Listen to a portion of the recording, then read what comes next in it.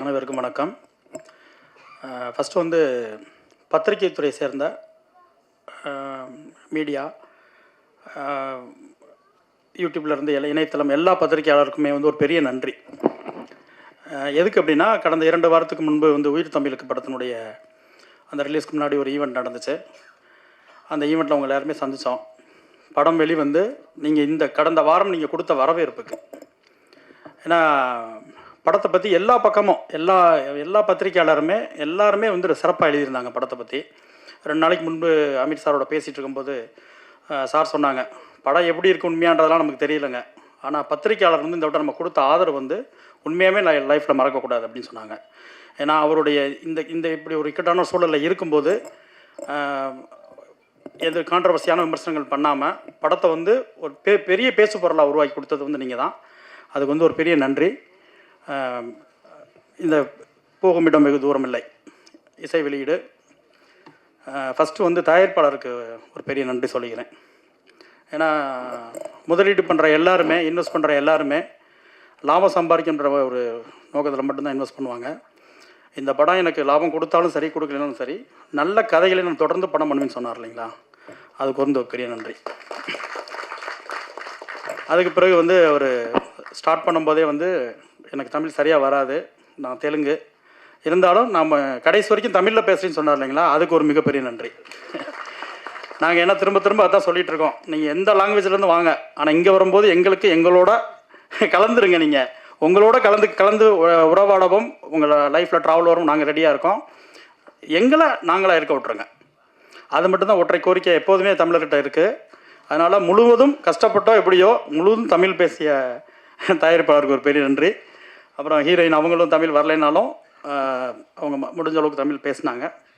So படத்தினுடைய நாயகன் விமல், நெருங்கிய நண்பர் அவர். ஃபஸ்ட்டு வந்து பசங்களில் ஆரம்பித்து ஒரு பெரிய ரவுண்டு முடித்து செகண்ட் ரவுண்டு வந்து விலங்கில் பெரிய ஹிட்டோடு ஆரம்பிச்சிருக்காரு. ஃபஸ்ட்டு இருந்ததை விட விலங்குக்கு பிறகு நண்பர் விமலுக்கு வந்து ஒரு பெரிய எதிர்பார்ப்பு உருவாயிருக்கு. ஏன்னா ஃபஸ்ட்டு என்ன ஒப்பீனியன் வந்துருச்சு ஆடியன்ஸில் அப்படின்னா, நல்ல கதைகள், இப்போ நடிக்கிறது எல்லாமே சிறந்த கதைகள் அவர் இருக்கார் அப்படின்னு ஒரு பெரிய ஹோப் வந்துருச்சு. ஒரு டைம் வந்து விஜய் சேதுபதி மேலே, நண்பர் விஜய் சேதுபதி மேலே இருந்துச்சு. அவர் ஒரு படம் அப்போ வந்து இந்த மாத அளவுக்கு வர முன்னாடி நல்ல கதைகளில் ரொம்ப சூஸியாக செலக்ட் பண்ணி அவர் பண்ணார். அவர் நடிக்கிறாருனாவே அது சிறந்த படமாக இருக்கும் அப்படின்னு ஆடியன்ஸ்க்கு வந்து ஒரு நம்பிக்கை. அந்த நம்பிக்கை வந்து இப்போ விமல் அவர்கிட்ட வந்திருக்கு நான் நினைக்கிறேன், விலங்குக்கு பிறகு. தொடர்ந்து இதுக்கப்புறம் அவரோட லைனப்பில் இருக்க படங்களாக இருக்கட்டும், எழில் சாரோட படமாக இருக்கட்டும், சுந்தர்சி சார் படமாக இருக்கட்டும், எல்லாமே ரொம்ப ஹிட் லிஸ்ட்டில் இருக்கக்கூடிய படங்களுடைய லைனப்பாக இருக்குது. ஸோ செகண்ட் ரவுண்டில் விலங்குக்கு பிறகு ரொம்ப ஸ்ட்ராங்காகவே ட்ராவல் ஆரம்பிச்சிருக்காரு. இந்த போகுமிடம் வெகு தூரமில்லை படத்தை பொறுத்த வரைக்கும் ட்ரெய்லர் ரொம்ப சூப்பராக இருக்குது. அதோட ஆர்ஆராக இருக்கும், சவுண்டிங்காக இருக்கட்டும், எல்லாமே சிறப்பாக இருக்குது. சாங்ஸ் ரொம்ப நல்லா இருக்குது. நிச்சயமாக எல்லாருக்கும் பிடிச்ச ஒரு படமாக இருக்கும். படம் ரொம்ப லைவாக இருக்குது, ரொம்ப யதார்த்தமாக இருக்குது. அதனால் விமல் அவருடைய கேரியரில் நிச்சயமாக ஒரு ஹிட்டு பட லிஸ்ட்டில் இது இருக்கும். முதல்ல வந்திருக்கக்கூடிய பத்திரிகை நண்பர்கள், ஊடக நண்பர்கள், இந்த படத்தினுடைய குழுவினர் எல்லோருக்கும் என்னுடைய மனமார்ந்த முதல்ல வணக்கங்கள். இப்போது நிறைய நம்ம சினிமா சம்மந்தப்பட்ட நிகழ்வுகளெல்லாம் பார்த்திங்கன்னா, மற்ற தொகுப்பாளர்களெலாம் கூப்பிட்டா நிறைய அமௌண்ட்டு கேட்குறாங்க அப்படின்ட்டு இப்போ இவங்க வந்து இதற்காக நேரம் ஒதுக்கி தனியாக ஒரு ஆஃபீஸ் போட்டு, இல்லை ஃப்ரீயாக இல்லை, அதுக்கும் கவர் போயிட்டு தான் இருக்குது. அது கவருக்கேற்ற கவர் போயிட்டு தான் இருக்குது. நாளைக்கு நான் ஆஃபீஸ்க்கு போகணும், ஏன்னா நாளைக்கு அங்கே கவரு, எந்த கவரையுமே கவர் பண்ணுறது தான். அதனால் வந்து பாருங்கள், இப்படி இடையில வந்து டிஸ்ட்ராக்ட் பண்ணாதீங்க. முக்கியமான நிறைய இன்றைக்கி வெளுத்து வாங்க வேண்டியது நிறைய கண்டென்ட் நல்லா நிறைய இருக்குங்க. ஒரு 5 நிமிஷம் தான், அதனால் வந்து கேமராலாம் நல்லா ஜூம் பண்ணிக்கோங்க. ஒவ்வொரு ஆளுடைய எக்ஸ்பிரஷன்லாம் வேறு லெவலில் இருக்கும், கரெக்டாக பிடிச்சிக்குங்க. கவிதா மேடம் வந்து இதுக்காக தனியாக ஆஃபீஸ் போட்டு முதல்ல வந்து அந்த தொகுப்பாளனினா ஒரு விழாவை எடுத்து பேசுகிறது எப்படின்னு, ஒவ்வொருத்தரையும் வந்து மேடையில் கூப்பிட்றது எப்படின்னு அவ்வளோ அழகாக தெளிவாக அதை எழுதிட்டு வர்றாங்கல்ல, அதுக்கே ஒரு பெரிய கைத்தட்டல் கவிதா மேடத்துக்கு. இப்போ தேனப்பண்ணன் சொன்ன மாதிரி இப்போ அங்கே உட்காந்து பேசிகிட்டு இருக்கும்போது என்கிட்ட அவங்க சொன்ன ஒரு வார்த்தை, இப்போ அவங்க இல்லை மேடம் இருங்க, நீங்கள் ப்ளீஸ் கண்ட்ரோல் பண்ணாங்க மேடம், சொல்லிடுறேன் மேடம். எவ்வளோ நாள் வந்து நான் மேடையிலே இருக்குது, என்னை கூடிய சீக்கிரம் வெள்ளித்திரையில் பார்க்கணும், நான் கதாநாயகியாக நடிக்க தயார், ரோபோ நீங்கள் ஹீரோவாக நடிக்க தயாரா என்று என்னிடம் கேட்டார்கள். அதை நான் சொன்னேன், நான் கண்டிப்பாக நடிக்கிறேன், பார்ப்பதற்கு ஆடியன்ஸ் தயாரா என்று ஒரு கோரிக்கை. அதை கேட்டவுடனே தேனப்பண்ணன் சொன்னார், நான் அந்த படத்தில் வில்லனாக நடிக்க தயார். இந்த கூட்டத்தில் இருக்கும் ஒருவர் தயாரிப்பாளராகவும் தயார் என்று சொல்லிவிட்டார். கூடிய விரைவில் இங்கே நிற்கக்கூடிய கவிதா அவர்கள் சிலுவென மேக்கப்புகளை போட்டுக்கொண்டு நடுவிலே உட்கார்ந்திருந்து உங்களிடம் காட்சி தருவார்கள் என்று இந்த மேடையில் கூறுகிறேன். இந்த செய்தி தான் தலைப்பு செய்தியா வரணும். படுத்துளை தலைப்பே வந்து கவிதா. ஏன்னா இப்போ அவங்க வந்து சாலிகிராமத்தில் ஏன் கவிதா ஸ்ட்ரீட்டுன்னு வைக்கல, கவிதா ஏர்போர்ட்னு வைக்கலாமே, அந்த ரேஞ்சில் தான் இருக்காங்க. அதனால் தமிழக அரசுக்கு ஒரு கோரிக்கை, அவங்க இதெல்லாம் கேட்டிருக்காங்க, அதெல்லாம் நீங்கள் பார்த்து நீங்கள் இல்லைன்னு பரிசீலனை பண்ணுங்க. கருகரு கவிதா டைட்டில் சொல்லிட்டார், கருகரு கவிதா. ஓகே, அவங்கள விட்டுருவோம். அடுத்து நம்ம விஷயத்துக்கு வரேன். முதல்ல ஜெய் பேபி இயக்குனருக்கு என்னுடைய மனமார்ந்த வாழ்த்துக்கள். உங்களுடைய நம்பர் எனக்கு கிடைக்கல சார், கிடச்சிருந்தா குடும்பத்தோடு படம் பார்த்த அடுத்த செகண்டே எந்நேரம் ஆனாலும் உங்களுக்கு ஃபோன் பண்ணி மிகப்பெரிய வாழ்த்து சொல்லியிருப்பேன். ஏன்னா நிறைய படங்களுக்கு மத்தியில் இப்படி ஒரு சின்ன படங்கள் வந்து ரொம்ப அழகான படங்கள் நம்ம தமிழ் இண்டஸ்ட்ரியில் இப்போ நிறைய படங்கள் வந்துக்கிட்டு இருக்கு. அதை நாங்கள் குடும்பத்தோடு இந்த ஜெய் பேபி பார்த்தோம். கண்டிப்பாக நீங்கள் போகும் இடம் வந்து வெகு தூரம் இல்லை. இந்த படத்திற்கான விருதுகள் வந்து நிறைய உங்களுக்கு காத்துக்கிட்டு இருக்கு. அண்ட் ஊர்வசி மேடத்துக்கு கேப்டன் ஆஃப் த ஷிப்புன்னு சொல்லலாம். கண்டிப்பாக அதற்கு ஒரு பெரிய கைத்தட்டல் ஜெய் பேபிக்கு. அடுத்து நம்மளுடைய படத்துக்கு வர்றேன். இந்த படத்துக்கு முதலில் என்னை வந்து இந்த மாதிரி ஆடியோ லான்ச் அப்படின்னு சொல்லி என்னை அழைச்சது என் உடன்பிறவாத சகோதரர்கள்.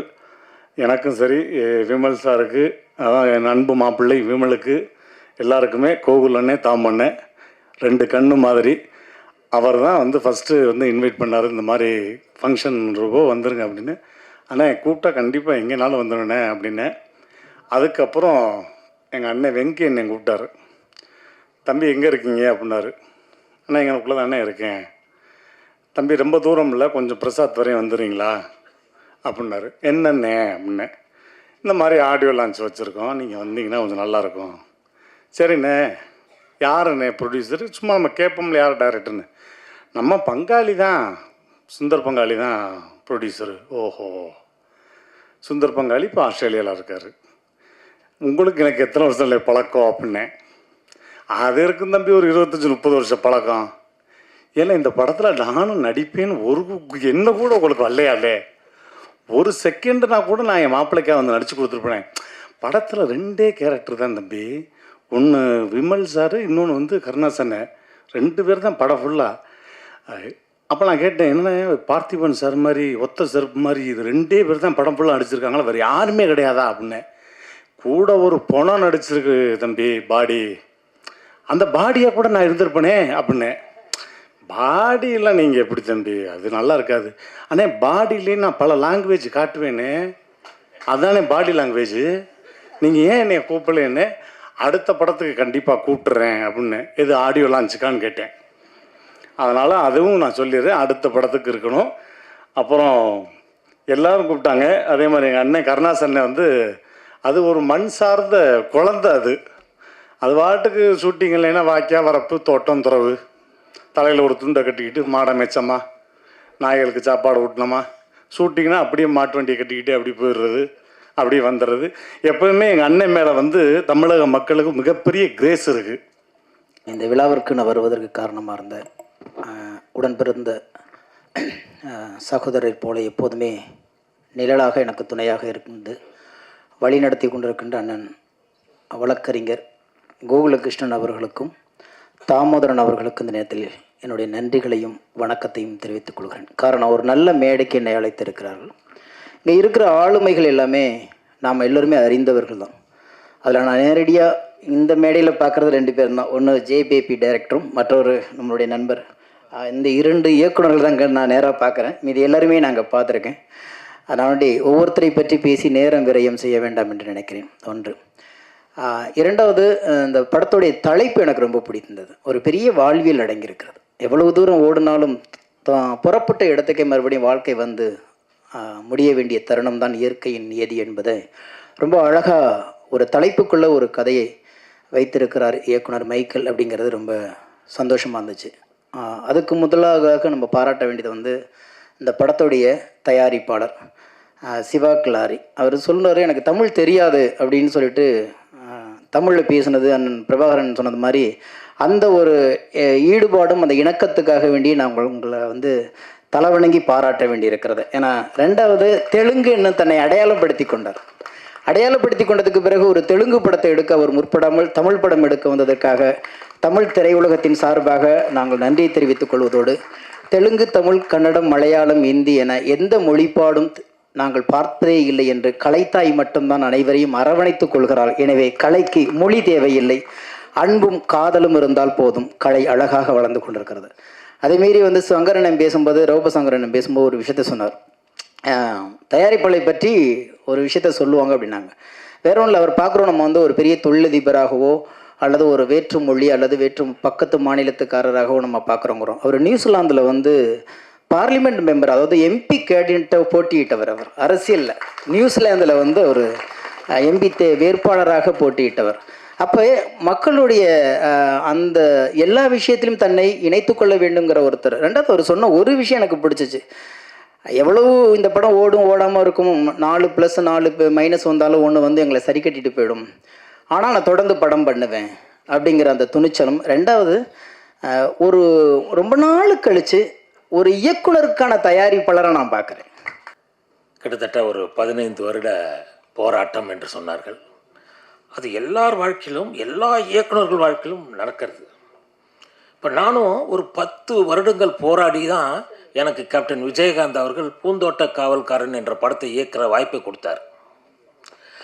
அந்த படம் மிகப்பெரிய வெற்றி அடைஞ்சது. அதே போன்று தான் இவரும் 10 வருடங்கள் போராடி இந்த படத்தை பெற்றிருக்கிறார். இந்த படமும் அந்த படம் மாதிரி மிகப்பெரிய வெற்றி அடையும் கண்டிப்பாக. ஏன்னா உங்களுடைய அந்த உழைப்பு, அந்த சின்சியாரிட்டி. அவர் சொன்னார் ப்ரொடியூசர், நான் 5:30 மணிக்கு தான் வர சொன்னேன், அவர் 4 மணிக்கு வந்தார். அந்த பேஷன் கண்டிப்பாக நீங்கள் வெற்றி அடைவீர்கள். அதற்கு உறுதுணையாக உங்கள் இசையமைப்பாளர் ரகுநந்தன் சார், இந்த விழா நாயகன், மிக அருமையாக டியூன் போட்டிருக்கிறார். அதற்கு ஏற்றா போல் அந்த பெண் கவிஞர் நன்றாக பாடல் எழுதியிருக்கிறார். அதை போன்று ரூபசங்கர் தான் சொன்னார், உயர்ந்த ஒரு இசையமைப்பாளர், அவருக்கு கிரெயின் தேவையில்லை, ட்ராலி தேவையில்லை, எல்லாமே கேமராமேன் சார், எல்லாமே அவர் வந்து அவரே போதும் அப்படின்னாரு. அதே போன்று அவ்வளவு உயர்ந்த கேமரா, நல்லா இருக்குது ஒர்க்கு. அந்த இதில் பார்க்கும்போது, சாங்கில் பார்க்கும்போது ஒரு ஷாட்டுமே அவ்வளோ அழகாக இருக்குது. அவர் சொன்னார், லைட் வச்சோம் உட்கார இடம் இல்லைன்னு, அதான் தெரியவே இல்லை, ரொம்ப நல்லா இது பண்ணியிருக்காரு. அதே மாதிரி படத்தொகுப்பாளர் ஷார்ட்ஸ் அந்த போட்டிருக்கிறதெல்லாம் ஒரு ஷாட்டும் ரொம்ப அருமையாக இருக்குது. அதே மாதிரி அந்த மியூசிக் ஏற்ற மாதிரி அந்த சிங்க்கும் அவ்வளோ அழகாக படத்தொகுப்பு பண்ணியிருக்காரு. எல்லாருமே இந்த டீமை பொறுத்தவரைக்கும். அதே மாதிரி ஆர்ட் டைரக்டர் சொன்னார், நான் வந்து சென்னையிலே வளர்ந்தவர்னு, ஆனால் அந்த மாதிரி தெரியல, ஒரு கிராமத்து படத்தை அந்த கிராமத்து மண் வாசனையோடு அவர் கொடுத்துருக்குறாரு. எல்லாருமே நல்லா இது பண்ணியிருக்காங்க. விமல் சார் பற்றி அவர் இதுக்கு முன்னாடி படங்களே நம்மளது மனதை களவாண்டி இருக்கிறார். அவர் ஒரு மிகப்பெரிய களவாணி. அவர் இந்த படத்தின் மூலமாக மிகப்பெரிய உயரத்தை அடைவார். எல்லாருக்குமே ஒரு சின்ன கேப்புங்க வரும். விஜயகாந்த் சாருக்கு கூட ஒரு 2 வருஷம் வந்து ரொம்ப இதில் வந்து, அதுக்கப்புறம் சாட்சின்னு ஒரு படம் தான் மிகப்பெரிய வெற்றி அடைஞ்சது. அதுபோன்று விமல் சாரும் இந்த படத்தின் மூலமாக மிகப்பெரிய வெற்றி அடைவார். ஆக்சுவலாக இது எனக்கு முதல் மேடை. சின்ன வயசுலேருந்தே இதுவரை நான் மேடை ஏறி பழக்கம் இல்லை. இது ஃபஸ்ட் டைம் ஏறி இருக்கேன். ரெண்டாவது, இந்த கதையை வச்சுட்டு மட்டும்தான் நான் 10 வருஷம் பயணித்தேன். இதுக்கு முன்னால் எத்தனையோ கதையை வச்சுட்டு சுற்றினதெல்லாம் சொல்லலை. அப்படி நிறைய நாள் இதுக்காக போராடி இருக்கோம். போகும் இடம் வெகு தூரம் இல்லை, ஆனால் நான் இங்கே வர்றதுக்கு ரொம்ப தூரம் வந்திருக்கேன். இது ப்ரொடியூசரை சொல்லணும், அவர் ரொம்ப குழந்த மாதிரி. யூஸ்வலாக நம்ம ப்ரொடியூசரை மீட் பண்ணும்போது அவங்க பயங்கரமாக என்ன ஒரு மாதிரி டிஸ்டன்ஸ் கீப்பப் பண்ணுவாங்க, இந்த மாதிரிலாம் இருக்கும்ல, அது மாதிரிலாம் எதுவுமே கிடையாது. மனுஷன் அவ்வளோ சிம்பிள். வந்துட்டு கதை சொன்னார். சொல்லிட்டோம். சொல்கிறது வர பொறுமையாக உட்காந்து ஏதோ சின்ன பிள்ளை கதை கேட்குற மாதிரி கேட்டுட்டு இருந்தார். இருந்துட்டு அதுக்கு பிறகு ஒரு கட்டத்தில் சரி நான் பண்ணுறேன்ப்பா அப்படின்ட்டார். நான் பண்ணுறேன் அப்படின்னு சொன்னோடனே எங்களுக்கு பயங்கர சந்தோஷம். ஆனால் இது மாதிரி நிறைய சந்தோஷத்தை பார்த்துருக்கோம். பண்ணுறோன்னு சொல்லுவாங்க, அப்புறம் திரும்ப கொஞ்ச நாளில் அப்படியே நின்றுரும். இந்த சந்தோஷம் எனக்கு நிரந்தரமாக போகும் அப்படின்னு நினைக்கிற நேரத்தில் ஆஃபீஸ் போட்டு ஒரு மாதமோ 2 மாதமோ இருக்கும். டக்குன்னு பார்த்தா கொரோனான்னு ஒரு நோய் வந்துச்சுங்க. அது நிறைய பேரை கொன்னுச்சு, ஆனால் என்னை உயிரோட வச்சு கொன்னுச்சு. ஏன்னா அவ்வளோ ஸ்ட்ரகிள், பிரச்சனை எல்லாத்தையும் தாண்டி போக முடியல. சார்கிட்ட சார் எப்போ சார் ஆரம்பிப்போம் சார், எப்போ ஆரம்பிப்போம்? ஆரம்பிச்சிடலாம் மைக்கேல், ஆரம்பிச்சிடலாம். இது சரியாகட்டும். இன்னும் ஒரு மாதத்தில் கொரோனா சரியாயிடும், இன்னும் 2 மாதத்தில் சரியாயிடும். கழுது 2 வருஷத்துக்கு எடுத்துகிட்டு போயிடுச்சு. அதுக்கு மேலேயும் இருக்குன்னு நினைக்கிறேன். அப்புறம் நான்லாம் படம் பண்ணும்போது தேட்டரையும் முட்டாங்க, எல்லா தேட்டரும் முடியாச்சு. ஒரு பயம், என்ன இதுக்கு மேலே தேட்டருக்கு ஆடியன்ஸ் வருவாங்களா அப்படிங்கிற பயம்லாம் வர ஆரம்பிக்குது. இத்தனை வருஷத்தை தொலைச்சிட்டோம் சினிமாவில், எப்படி திரும்ப அதை மீட் எடுக்க போகிறோம் அப்படிங்கிற பயம். அதெல்லாம் முடித்து ஓரளவுக்கு திரும்ப எல்லாம் ரெக்கவர் ஆகி மக்கள்லாம் நார்மலாக ஆனதுக்கு பிறகு திரும்ப சிவா சார் ஃபோன் அடிக்கிறாரு, திரும்ப ஸ்டார்ட் பண்ணலாம். ஆனால் அவர் ஒரு வார்த்தை சொன்னார், எனக்கு படம் பண்ணுற ஐடியாவே இல்லை மைக்கேல் இந்த நேரத்தில், ஆனால் நான் உனக்காக பண்ணுவேன். ஏன் அப்படின்னா இந்த 3 வருஷம் நீ எனக்காக காத்திருந்த, நான் உனக்கு ஒரு வார்த்தை கொடுத்தேன், இந்த படம் நான் பண்ணுவேன்னு சொன்னேன், அதுக்காக பண்ணுறேன் அப்படின்னார். ரொம்ப அந்த நிமிஷம் எனக்கு வந்து அப்படி இருந்தது, அது வார்த்தையாலலாம் சொல்ல முடியாது. அன்னைக்கு ஸ்டார்ட் பண்ணி இன்னைக்கு படத்தை கொண்டு வந்து இங்கே நிப்பாட்டிட்டோம். இது ரொம்ப சந்தோஷமாக இருக்குது. அப்புறம் வந்துட்டு தேனப்பன் சார் அவங்க சொன்னாங்க, இந்த மாதிரி அவர்கிட்ட கதை சொன்னேன்னு. அவர் கதை கேட்ட உடனே ரொம்ப பிடிச்சிருக்குன்னு சொல்லிட்டு இம்மிடியேட்டாக கருணாசன் எனக்கு சொல்ல சொன்னாங்க. இந்த கேரக்டருக்கு கருணாசன் ரொம்ப கரெக்டாக இருப்பான்ப்பா அப்படின்னு சொல்லிட்டு கருணாசன் எனக்கு சொல்ல சொன்னாங்க. உடனே போய் சொன்னேன். கருணாசனும் அவரும் கேட்டு சூப்பராக இருக்குது, நம்ம பண்ணிடலாம்ப்பா இது அப்படிங்கிற மாதிரி தேனப்பன் சார்கிட்ட சொன்னாங்க. சொன்னோடனே அது இன்னும் பயங்கர எனக்கு தன்னம்பிக்கை என்னன்னா, ஒருத்தர் நல்லா இருக்குன்னு நம்மளை என்கரேஜ் பண்ணும்போது அது நமக்கு ஒரு கான்ஃபிடென்ட்டை கொடுக்கும். எங்கேயாவது சோர்ந்து உட்கார்ற நேரத்தில் ஒருத்தர் வந்து மைக்கேல் மைக்கேல் அப்படின்னா அந்த செமங்கிற வார்த்தை நம்மளை ஒரு 2 வருஷத்துக்கு பயணிக்க வைக்கும். ஒரு செம வார்த்தை, அந்த ஒரு கலைஞர் அதுதான் ஏங்கிட்டு இருக்காங்க. ஒரு செம சூப்பர், இந்த வார்த்தைகள் தான் அவனை என்கரேஜ் பண்ணி அவனை அடுத்த கட்டத்துக்கு கொண்டு போகும்.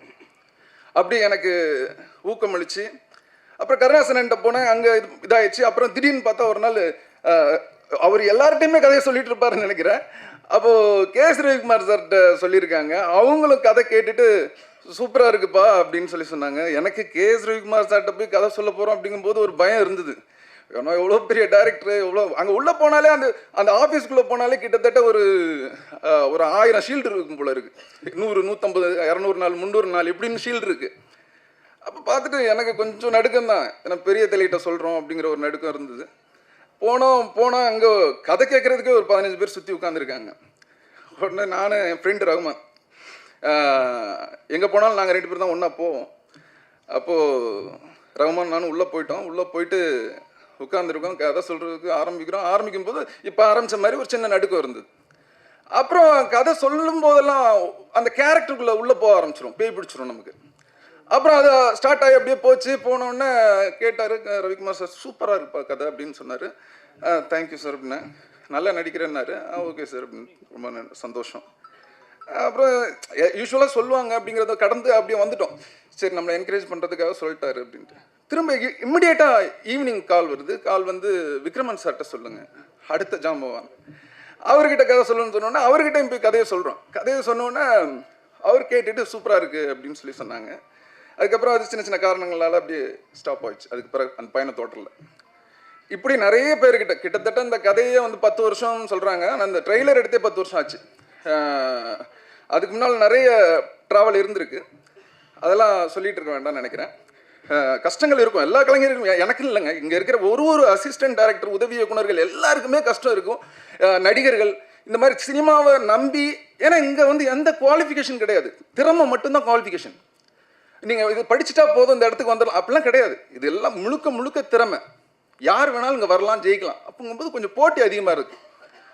அதில் இந்த மாதிரி முயற்சி செய்கிறவங்களுக்கு சொல்கிறேன், நீங்கள் போகக்கூடிய இடம் ரொம்ப தூரத்தில் இல்லை. என்ன மாதிரி இந்த இடத்துல நின்று பேசுவீங்க, கான்ஃபிடென்ட்டாக இருங்க.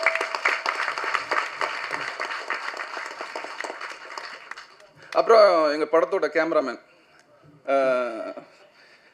ஒரு என்ன சொல்கிறது, 2 பேருக்குமே சண்டை வந்துக்கிட்டு தான் இருக்கும். அது எங்கே போனாலும் நான் சண்டை போட்டுக்கிட்டு தான் இருப்பேன், அதை என்ன மாற்ற முடியாது. சண்டை போட்டு இது பண்ணிட்டு தான் இருப்பேன். அவர் ரொம்ப சூப்பராக பண்ணார், செம்மையாக பண்ணார். நான் எவ்வளோ கோவப்பட்டாலும் அதை பொறுத்துக்கிட்டு படத்தை நல்லபடியாக முடிக்கணும் அப்படிங்கிற ஒரே இதில் ரொம்ப ஹார்ட் ஒர்க். அவர்லாம் எனக்கு தெரிஞ்சு நானாவது அப்பப்போ போயிட்டு ஏதாவது ஒரு தம்ம போட்டு வந்துடுவேன். ஆனால் மனுஷன் எதுவுமே பண்ண மாட்டாப்புல, அப்படியே இருப்பாப்புல. அந்த க்ரெயினில் ஏறிட்டாப்புலன்னா அப்படியே அங்கேயே திரும்ப ஷூட் முடிகிறது வரை அந்த ஏரியா விட்டு வெளில வர்றது கிடையாது. அந்த மாதிரி ஒரு சின்சியரான ஒர்க்கர். எடிட்டரை பற்றி சொல்லணும்னா 2 பேர் ஆரம்பித்த நாள்லேருந்தே சண்டை தான், பயங்கர சண்டை. சட்டையை பிடிச்சிட்டு பிச்சுக்கல, அவ்வளோதான். ஆனால் நமக்கும் கொஞ்சம் எடிட்டிங் தெரியணுன்னே நம்ம கொஞ்சம் அதிமேதாவியாக சிலது பேசுவோம். அவர் சரி இவங்ககிட்ட வேறு வழி இல்லை, பொறுத்து போவோம் அப்படின்னு சொல்லிட்டு அவர் கொஞ்சம் அட்ஜஸ்ட் பண்ணி போனாப்புல. ஆனால் உண்மையாகவே அவரோட எடிட்டிங் தாங்க படம். நான் பண்ணதில்லை. நான் வந்துட்டு சின்ன சின்ன இன்புட் தான் கொடுப்பேன். அதுக்கு பிறகு அவர் தலைவா இப்படி ஒன்று பண்ணலாமா அப்படின்னா அதுதான் அங்கே சூப்பராக நிற்கும். ரொம்ப அருமையாக எடிட் பண்ணி கொடுத்தீங்க தியாகு, ரொம்ப சந்தோஷம்.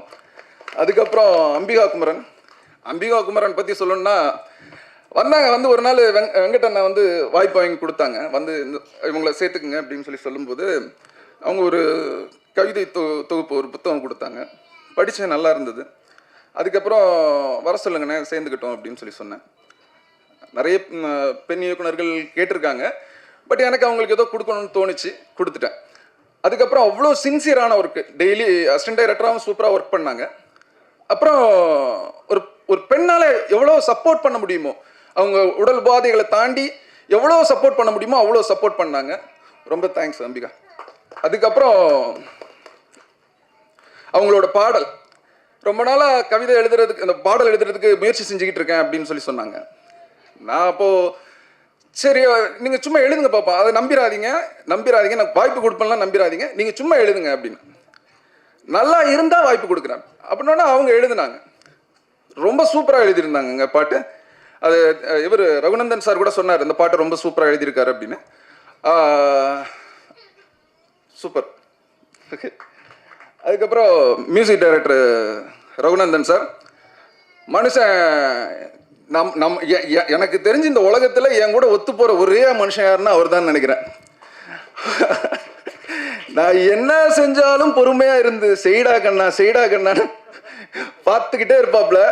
நான் பாட்டுக்கு ஏதோ ஒன்று கத்திட்டு கிடப்பேன், ஏதோ ஒன்று நான் வாய் வார்த்தையாக ஒரு என்ன சொல்லுவேன், ட்ராக்குக்கு எழுதுனேன் சார், நான் பாட்டு எழுதணும்லாம் எழுதலை சார், சத்தியமாக பாட்டு எழுதணும் எழுதலை, சும்மா ட்ராக்குக்கு வாயில் சொல்லிக்கிட்டே இருந்தேன், இதை போட்டுக்குங்க. அந்த ட்ராக்கு பாட்டாயிருச்சு. அப்புறம் திரும்ப அவர் சொன்னார், இதே வச்சுக்கலாம் பிரதர் அப்படின்னாரு. அது எல்லாரும் நல்லா இருக்குன்னு சொன்ன உடனே தயாரிப்பாளர் சொன்னார், நல்லா இருக்கு மைக்கேல், இதை வச்சுக்கலாம் அப்படின்னு சொன்னாங்க. சொன்னதுக்கு பிறகு நான் அவர் அக்செப்ட் பண்ணாமல் நம்ம அதை வைக்க முடியாது. அப்படி வந்தது தான் அந்த பாடல். இனிமேல்லாம் எழுதுகிற ஐடியாலாம் இல்லை பிரதர், உங்களை மாதிரி ஆளுங்களுக்கெல்லாம் வாய்ப்பு கண்டிப்பாக. ஏன்னா நீங்களாம் திறமைசாலி, நான் சும்மா ஏதோ ஒரு ஃப்ளோவில் போயிட்டேன் அங்கே. தேங்க்யூ. அப்புறம் கருணாசனன்லாம் சொல்லணும்னா அப்பா, அவர் அந்த கதை கேட்ட நாள்ல இருந்து இதை எப்போ பண்ண போகிறோம் அப்படிங்கிற ஒரு பயங்கர இன்ட்ரெஸ்ட். எனக்கு இந்த மனுஷங்கிட்ட இருந்து ஒரு விஷயம் இருக்குது. எனக்கு பாலா சார் கூட பண்ண அந்த நந்தாவெல்லாம் பார்த்து எனக்கு அவ்வளோ பிரமிப்பாக இருக்கும் அவரோட ஆக்டிங் பார்க்கும்போது. அதுக்கப்புறம் நிறைய படங்கள், பட் இவரை டிஃப்ரெண்ட்டாக யூஸ் பண்ணணும் அப்படின்னு எனக்கு தோணுச்சு. அது அந்த கேரக்டரை எக்ஸ்பிளைன் பண்ணும்போதே அந்த கேரக்டராக மாறுறாப்புல. இப்படி தானப்பா ஆமாண்ணா. அப்போ ஒரு சில இடங்கள்லாம் இருக்கும், அண்ணா தள்ளி விடுவாங்க, போய் விழுந்துருன்னா இப்படி பார்ப்பார். மாஸ்டர்கிட்ட கூப்பிட்டு, மாஸ்டர் என்ன மாஸ்டர் அவன் கூட சொல்கிறான் அப்படின்னு பார்ப்பல. ரொம்ப டிஸ்டன்ஸாக இருக்குது. இல்லைண்ணா இந்த சீன் ரொம்ப முக்கியமான சீன்ண்ணே, இதில் பண்ணுங்க அப்படின்னு சொல்லுவோம். சரிப்பா பண்ணலாம் அப்படின்னு போய் விழுவாப்புல. உண்மையாகவே அது ரொம்ப பெயினான இடங்கள். ஒரு ரோட்டில் ஹைவேல எடுக்கும்போது ஒரு இடத்துலலாம் போய் விழுந்தது எனக்கே மனசு ரொம்ப கஷ்டமாக இருந்தது. ரொம்ப மகிழ்ச்சி உங்கள் எல்லாரையும் சந்தித்தது. ஏற்கனவே நம்ம அந்த சல்லியர்கள் படத்தோடைய விழாவில் தம்பி தயாரிப்பாளர் வந்திருந்தார். தம்பி அன்னைக்கு பேசும்பொழுது எப்படி பேசினாரோ அதே தான் இன்றைக்கும் பேசியிருக்காரு. உண்மையிலே வந்து மைக்கேல் என்கிட்ட அறிமுகப்படுத்தினது தேனப்பன் தான். ரொம்ப நல்ல கதை, வித்தியாசமான ஒரு கதை. அந்த பையன் இவ்வளோ அணித்தரமாக அழுத்தமாக பேசுகிறதுக்கு காரணம் கடினமாக உழைச்சிருக்கார். அவருடைய ப்ராடக்ட் மேலே அவருக்கு ரொம்ப நம்பிக்கை இருக்குது. அதே மாதிரி சிவா வந்து ரொம்ப தங்கமான ஒரு ஆள். காசு இருக்கிறவன்லாம் நல்லவன்லாம் சொல்ல முடியாது. காசு இருக்குங்கிறதுக்காக அவனை நல்லவன்லாம் சொல்ல முடியாது. காசு தான் எல்லார்கிட்டையும் இருக்கு. காசு வச்சுருக்கவங்களாம் நல்லவன் கிடையாது இல்லை. ஆனால் இவனுக்கிட்ட காசு இருக்குது. ஆனால் அந்த காசு அவன் ஈஸியாலாம் சம்பாதிக்கலை. அவன் ரொம்ப கஷ்டப்பட்டு தான் இந்த இடத்த போய் பிடிச்சிருக்கிறான். கவிஞர் தம்பி சினேகன் சொன்னது மாதிரி அவன் வந்து அந்த ஊரில் போய் நியூசிலாந்தில் போயிட்டு பார்லிமெண்ட் மெம்பர் ஆஃப் பார்லிமெண்ட் எலெக்ஷனில் தேர்ந்தெடுக்கிறான் ஒரு இந்தியனை. அதுவும் நம்ம ஆந்திராவுக்கு பக்கத்தில் இங்கே இருக்கிற நம்ம தமிழ்நாட்டுக்கு பக்கத்தில் இருக்கிறவனை தேர்ந்தெடுக்கிறாங்கிறதே அது நமக்கு ஒரு பெரிய வெற்றி தானே. ஸோ அதனால் அந்த இடத்துக்கு வர்றதுக்கும் தம்பி ரொம்ப உழைச்சி தான் இந்த இடத்துக்கு வந்திருக்கான். ஆனால் வந்து ரொம்ப ரொம்ப ஒரு அப்பழுக்கற்ற ஒரு தாய்ப்பால் மாதிரி அவன். அவ்வளோதான், இதுக்கு மேலே அவனை பற்றி நம்ம சொல்ல வேண்டியது கிடையாது. அவன் ஒரு தாய்ப்பால் மாதிரி அவனுடைய குணம் எல்லாமே. அதனால் அப்படி ஒரு நல்லவன், ஒரு நல்ல படத்தை, ஒரு நல்ல உழைப்பாளியை, ஒரு ரொம்ப திறமையான பையன். அவன் எல்லாமே அவனே ஒத்துக்கிட்டான். ஷார்ட் டெம்பரு அது இதுன்னு சொல்லிட்டான். அது எல்லாமே பிடிவாதம் என்ன கிரியேட்டர்ஸுக்கு இருக்கிறதானே.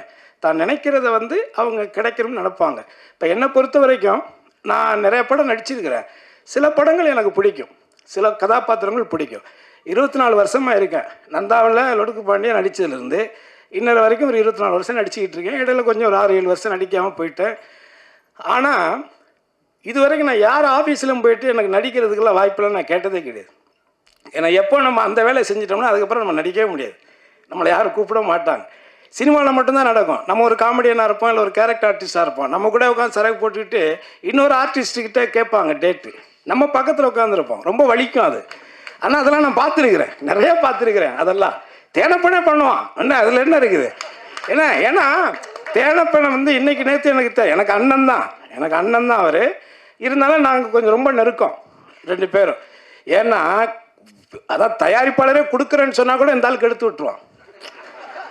தயாரிப்பாளர் சரிப்பா நல்லா, அதாவது நான் சொல்கிறது ரொம்ப வருஷத்துக்கு முன்னாடி உங்களுக்கு தெரியும். நான் பாடகராக இருந்து ஒரு கானா பாடகர் அப்படிலாம் இருந்து தான் நான் கிராமிய பாடகராக இருந்து தான் வந்தேன்.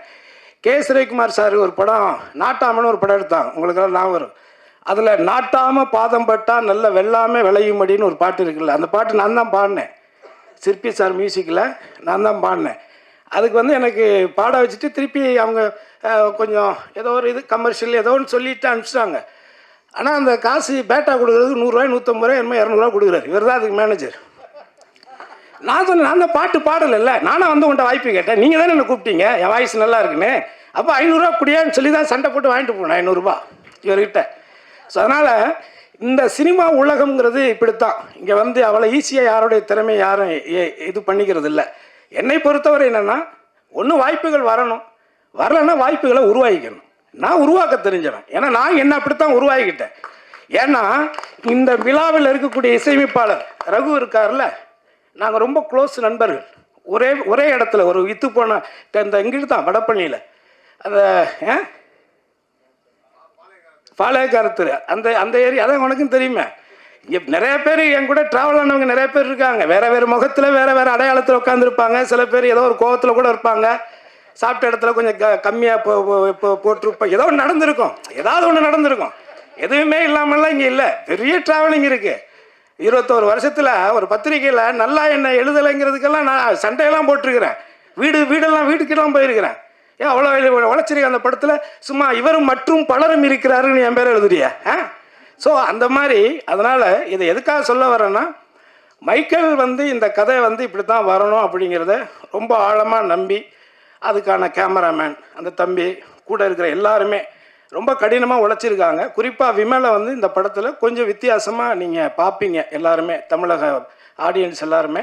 அது வந்து இயக்குனருடைய ஒரு பார்வை தான். அதுக்கு வந்து அவர் அடாப்ட் பண்ணிக்கிட்டார். அவர் வந்து அவர் சொல்கிற மாதிரி விமல் கூட இதான் முதல் படம். இன்னொன்று எனக்கு ஒரு சின்ன அது சினிமாவில் அதை அது எப்படி வேணாலும் எடுத்துக்குவாங்க, பரவாயில்ல, நமக்கு தோன்றது சொல்லிடுவோம். எனக்கு சினிமாவில் இது வரைக்கும் நான் நடித்ததில் மூணு எந்த ஹீரோ கூட நடித்தாலும் அந்த படம் ஏதோ ஒரு கவனிக்கக்கூடிய படமாக வரும். இது வரைக்கும் நடந்திருக்கு. எந்த படத்தை வேணாலும் எடுத்துக்காங்க. நான் கடைசியாக நடித்த ஜிவி பிரகாஷ் கூட நடித்த படத்துலேருந்து அதர்வா கூட நடித்த படம், யாரு கூட நான் மூணு நடிக்கிறேனோ அது வில்லனில் அஜித் சார் கூட நடித்தா இருக்கட்டும், விஜய் கூட திருமலையில் நடித்ததாக இருக்கட்டும், இப்படி எந்த நடிகர்கள் கூட நான் மூணு போய் ஒர்க் பண்ணேன்னா அது எனக்கும் அந்த ப்ராஜெக்ட்டுக்கும் ஒரு ஹெல்த்தியாக தான் அமைஞ்சிருக்கு இது வரைக்கும். இந்த மேடையில் வந்து அமர்ந்திருக்கும் புது இயக்குனர் ராதா பாட்டில் ராதா இயக்குனர், ஜேபிபி இயக்குனர், அண்ணன் சொன்ன மாதிரி நான் அண்ணன் படம் பார்க்கலனே, பார்த்துட்டு உங்களுக்கு விரிவில் சொல்கிறேன். அப்புறம் அந்த ஆசன்னு நான் சொன்னோன்னே உடனே அதை ஏற்று வந்த எங்கள் அன்பு அண்ணன் SR பிரபாகரன் அவர்கள், தேனப்பன் அண்ணன் அவர்கள், கதாநாயகி அவர்கள், ப்ரொடியூசர்லாம் அப்புறம் சொல்லுவோம், செந்தில்நாதன் அவர்கள், கவிஞர் சினேகன் அவர்கள். அவர் பாடல் மட்டும் இல்லை, இப்போ வர வர ரீல்ஸ்லேயே வந்து ஃபேமிலிக்குள்ளெல்லாம் பூந்துட்டார். எங்கள் வீட்டில் என் ஒய்ஃபு பையன் எல்லாம் அவங்க ரீல்ஸை தான் பார்த்துக்கிட்டே இருக்கிறாங்க. அந்தளவுக்கு வந்து ஃபேமிலியோடு ரொம்ப நெருக்கமாக இருக்குது. அவங்க போடுற ரீல்ஸும் ஒன்றுமே ஒரு கவித்துவமாகவும் ஒரு நல்ல கண்டென்ட்டாகவே தேர்ந்தெடுத்து போடுறாங்க. சூப்பர், வாழ்த்துக்கள். அடுத்து மாமா ரோபோ சங்கர் மாமா அவர்கள் கூப்பிடலனாலும் வந்துடுறாரு, ஏன்னா இது அவர் வீட்டு ஃபங்க்ஷன், அதனால் மாமா அவர்களுக்கு வாழ்த்துக்கள். அப்புறம் வந்து நம்ம கோகுல் பங்காளி, இந்த நேரத்தில் வந்து நம்ம தாம் பங்காளி, கோகுல் பங்காளி அவங்க வந்து இந்த படத்தில் நான் நடிக்கிறதுக்கு அவங்க வந்து ஒரு முக்கியமான காரணம்.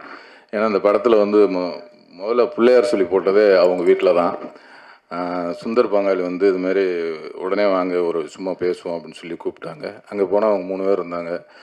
என்ன பேசுவாங்க, எங்கேயாவது பர்த்டே பார்ட்டி இப்படி ஏதாவது பேசி ஃப்ரீயாக இருக்கீங்களான்னு கேட்பாங்கன்ட்டு பார்த்தா இந்த ஒரு படம் எடுக்கலான் இருக்கான். என்ன கருணாசனை நடிக்கிறாரு, கொஞ்சம் கதையை கேட்குறீங்க, அட என்ன உடனே கேட்போம் அப்படின்னா உடனே டைரக்டருக்கு ஃபோன் பண்ணி கூப்பிட்டாங்க. அடுத்த நாளே இந்த கதையை கேட்டோம். அதனால் அந்த படம் வந்து உருவானதே தாம் பங்காளி வீட்டில் தான். அதுக்கப்புறம் வந்து டைரக்டர் வந்தார், கதை சொன்னார், ரொம்ப பிடிச்சி போச்சு. அப்புறம்தான் வந்து ப்ரொடியூசரே நான் மீட் பண்ணோம். எல்லோரும் சொன்ன மாதிரி ப்ரொடியூசர் சிவா கலரி அவர்கள் வந்து அண்ணன் சொன்ன மாதிரி உண்மையிலே ஒரு வெளுத்த தாய்ப்பால் தான். ஏன்னா ரொம்ப ஒரு ஒரு வாக்கு கொடுத்தா அதை காப்பாற்றணும் அப்படின்னு நினைக்கிறதுல ரொம்ப மெனக்கெடுவார். அந்த மாதிரி ஒரு நல்ல கதையை பண்ணணும், ஒரு காசுங்கிறது முக்கியம் இல்லை, நம்ம ஒரு ஸ்டாண்டர்டாக ஒரு நல்ல படம் பண்ணணும் அப்படின்னு நினைக்கிற ஒரு தயாரிப்பாளர். அந்தளவுக்கு ஒரு நல்ல கதையாக செலக்ட் பண்ணி அதுக்கான கதாபாத்திரங்களுக்கு நல்ல நல்ல ஆர்டிஸ்ட்டை செலக்ட் பண்ணி சிறப்பாக ஒரு டைரக்டரையும் அறிமுகப்படுத்தி இன்றைக்கி இந்த ஒரு மேடையில் எல்லாரும் உட்காந்துருக்கோம்னா அதுக்கு வந்து சிவா கலரி அவர்கள் ரொம்ப முக்கியமான காரணம். அவர் இதேமாரி நல்ல நல்ல படங்கள்லாம் நடிக்கணும், அதில் நாங்கள்லாம் நடிக்கணும்னு ஆசைப்பட்றோம். அப்புறம் இந்த படத்தோட இயக்குனர் மைக்கேல் அவர்கள், ஏன்னா நான் நிறையா வந்து புதுமுக இயக்குநர்களோட வேலை பார்த்துருக்கேன். நான் வேலை பார்த்த புதுமுக இயக்குனர் எல்லாமே இன்றைக்கி கொஞ்சம் ஒரு பெரிய டைரக்டராக இருக்கிறாங்க. அந்த வகையில் இவரும் ஒரு பெரிய டைரக்டராக வருவார். ஏன்னா எல்லாருமே நான் ஒரு பசங்களாக இருக்கட்டும், களவாணியாக இருக்கட்டும், நிறைய படங்களில் வந்து எல்லாமே அவங்களோட வாழ்க்கையிலேருந்து சில விஷயங்களை, அவங்க அனுபவப்பட்ட விஷயங்களை வந்து இந்த படத்தில் வந்து அந்த ஹீரோ மேலே சொல்லியிருப்பாங்க. அது மாதிரி இதுலேயும் நம்ம மைக்கேல் பிரதர் வந்து அவர் வாழ்க்கையில் நடந்த இந்த இன்சிடெண்ட்டை வந்து இந்த ஹீரோ கதாபாத்திரத்து மேலே அந்த ஃபேமிலி இன்சிடெண்ட்லாம் நிறைய விஷயங்கள் அவர் லைஃப்பில் நடந்ததை இது சொல்லியிருக்கிறாரு. அதனால் அதில் கொஞ்சம் வந்து ஒரு உயிர் இருக்கும், ஜீவன் இருக்கும், நம்ம பார்க்கும்போதும் நமக்கு அந்த இது உணர முடியும். அதனால் வந்து அவர் இனிமேல் வந்து ஒரு பெரிய நல்ல டைரக்டருங்கிற ஒரு இடத்துக்கு கண்டிப்பாக வந்துடுவார். நிறைய படங்கள் பண்ணணும். அம்மா, ஏன்னா அவங்க குடும்பம் வந்து ரொம்ப அருமையான ஒரு அழகான குடும்பம். அவங்க ஃபேமிலியெலாம் ஷூட்டிங் ஸ்பாட்டுக்கு வருவாங்க. அம்மாவாக இருக்கட்டும், அவங்க சிஸ்டர்ஸ், அப்புறம் அவங்க ஒய்ஃபு, பசங்க எல்லாமே வந்தாங்கன்னா ஒரு குடும்பம்னா ஒரு கூட்டாக ஒரு ஜாலியாக அது ஒரு வித்தியாசமான ஒரு குடும்பமாக ஒரு அன்பாக நல்லா இருக்குது. அவங்க குடும்பத்தை பார்க்குறதுக்கு ரொம்ப பிடிக்குது. நல்ல அருமையான குடும்பம். இந்த குடும்பம் ரொம்ப வந்து சந்தோஷமாக இருக்கணும்னு இந்த நேரத்தில் இறைவனை வேண்டிக்கிறேன். அப்புறம் அந்த படத்தோட இசையமைப்பாளர் ரகுநந்தன் அண்ணன் அவர்கள், இது 4வது படம் எங்களுக்கு. அவர் சொன்ன மாதிரி இந்த 4 படமே 4 டிஃப்ரெண்ட்டாக இருக்கும். பாடல்களும் ரொம்ப அருமையாக அவர் மெலோடிகள் போட்டிருக்காங்க. இந்த படமும் ஒரு வெற்றி பட வரிசையில் அவருக்கும் எனக்கும் அமையணும்னு நம்புகிறோம்.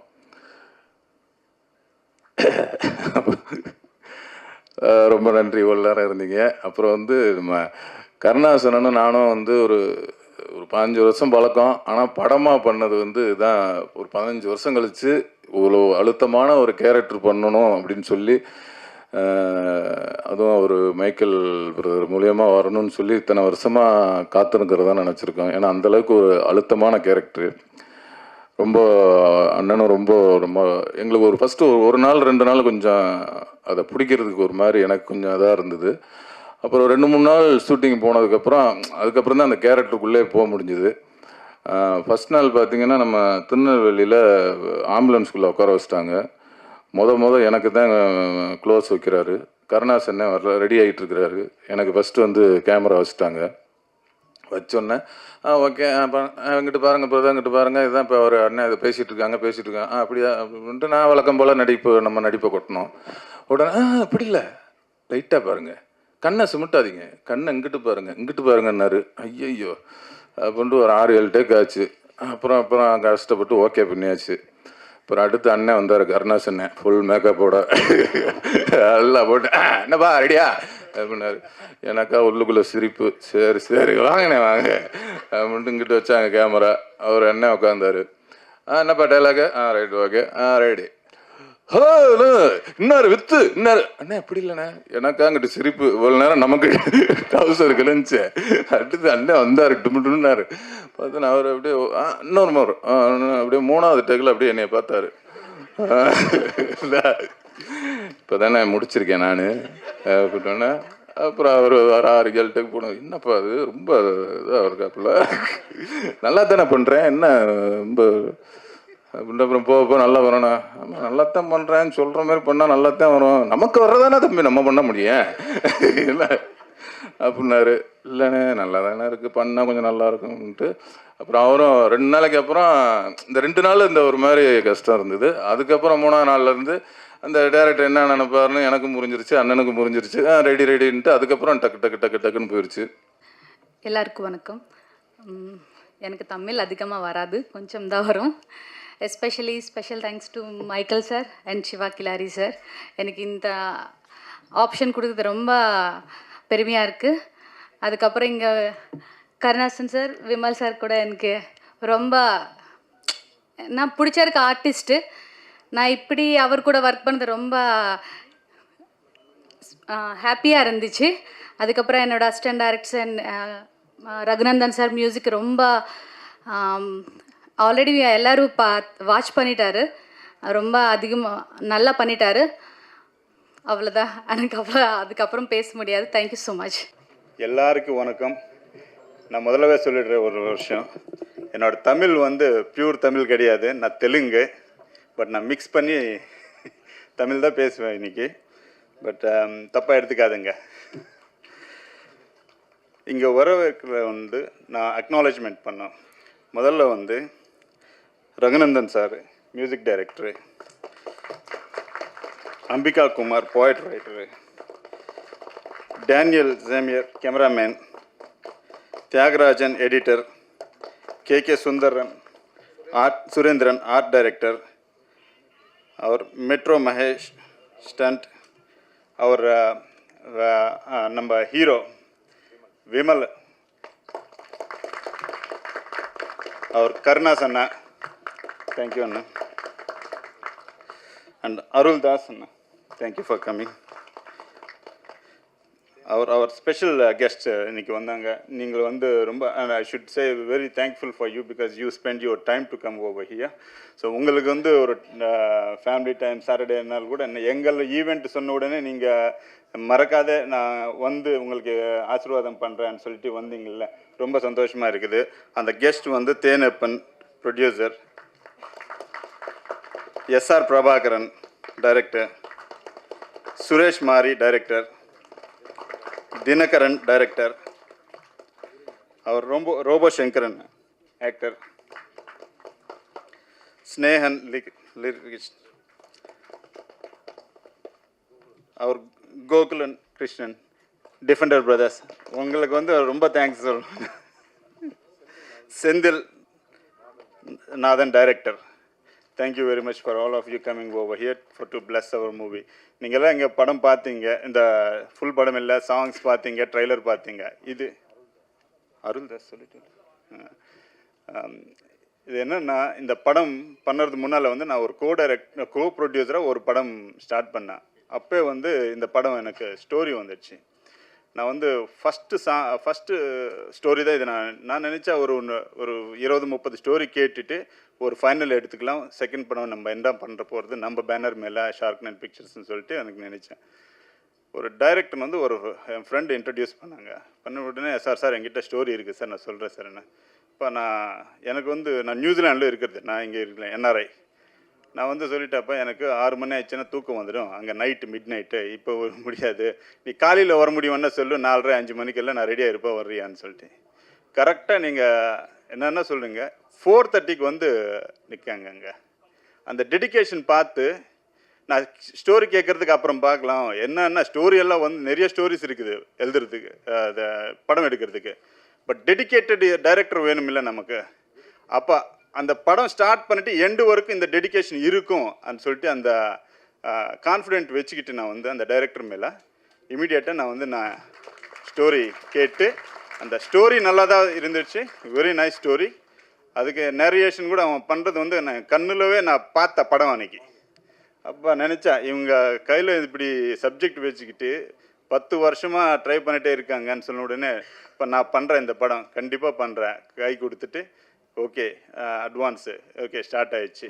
இது வந்து கொரோனா முன்னாலவே பாவம், எங்கள் டைம் சரியில்லையோ என்னமோ, ஸ்டார்ட் பண்ணிவிட்டு ஒரு மாதம் ஆகுது கொரோனா, எல்லாம் லாக்டவுனு.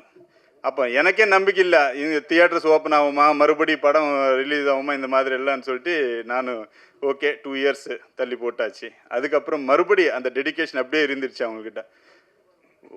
வாரம் எவ்ரி வீக் எனக்கு ஃபோன் அடிச்சுட்டே இருப்பாங்க, சார் என்ன சார் ஆயிடுச்சு, என்ன சார், என்னப்பா இப்போ இருக்கிறது நிலமையில யாரும் படமே பண்ணுவாங்களா சொல்லுங்கன்னு சொல்லிட்டு, சரி ஓகே பண்ணலாம்னு சொல்லிட்டு ஸ்டார்ட் பண்ணாங்க. நாங்கள் 2022 எண்டில்.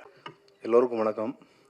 முதல்ல இந்த படத்தை எனக்கு வாய்ப்பு கொடுத்த சிவா சாருக்கு நான் வந்து ரொம்ப நன்றி சொல்லிக்கிறேன். ஏன்னா இது ஒரு எமோஷ்னல் ப்ளஸ் வந்து ஒரு வாழ்க்கையை வந்து நம்ம வந்து எப்படி கொண்டு போகிறோம் அப்படின்றத பற்றி ஒரு நல்ல படம். மைக்கேல் பிரதர் வந்து ஆக்சுவலாக எனக்கு கதை சொல்லும்போதே வந்து நிறைய இடங்களில் வந்து நான் வந்து அழுதுருக்கேன். எப்படி நான் வந்து அயோத்தியை வந்து இதே மாதிரியில் சொன்னேன். ஒரு படம் வந்து எப்படி ஒரு குறிஞ்சி பூக்கிற மாதிரி இந்த அயோத்தி சொல்லணும், அதே மாதிரி இந்த படமும் அப்படி தான் இருக்கும். ஒரு செகண்ட் ஹாஃப்லாம் பார்த்தீங்கன்னா ஃபுல் ஒரு எமோஷனாக போகும்.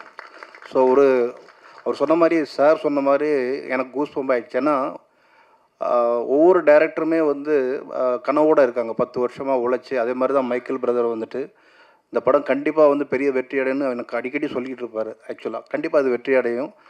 அவரோட ஒர்க் பண்ணது வந்து எனக்கு ரொம்ப ஒரு சேலஞ்சிங்காக இருந்துச்சு. ப்ளஸ் வந்து ஒரு என்கரேஜ் பண்ணிகிட்டே இருப்பார் நிறைய விஷயங்கள். நாங்கள் ஒவ்வொரு டியூன் பண்ணும்போதும் சரி, அவரே இதில் ஒரு பாட்டு எழுதியிருக்காரு. நீங்கள் ஃபஸ்ட்டு பார்த்த அந்த ஏண்டி என்ன எப்படி பார்க்குற எழுதுன வந்து டைரக்டர் தான் எழுதுனாங்க.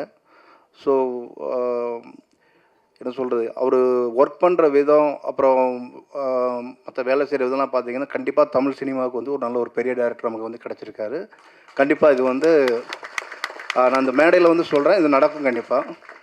அதுக்கப்புறம் இந்த படத்தில் வந்து விமல் பிரதர், நாங்கள் 2 பேரும் 4வது படம் பண்ணிகிட்ருக்கோம். புலிவால், அதுக்கப்புறம் வந்து மஞ்சப்பை, மாப்பிள்ளை சிங்கம், இப்போ வந்து போகும் இடம் வெகு தூரம் இல்லை. ஸோ அவர் கூட பார்த்திங்கன்னா நாங்கள் 2 பேரும் ஒர்க் பண்ணுற படம் எல்லாமே ரொம்ப ஒரு பாசிட்டிவ் வைப்பாக இருக்கும். இந்த படமும் கண்டிப்பாக ஒரு மிகப்பெரிய ஹிட் ஆகும். கருணாஸ் வந்து என்னுடைய நண்பர்.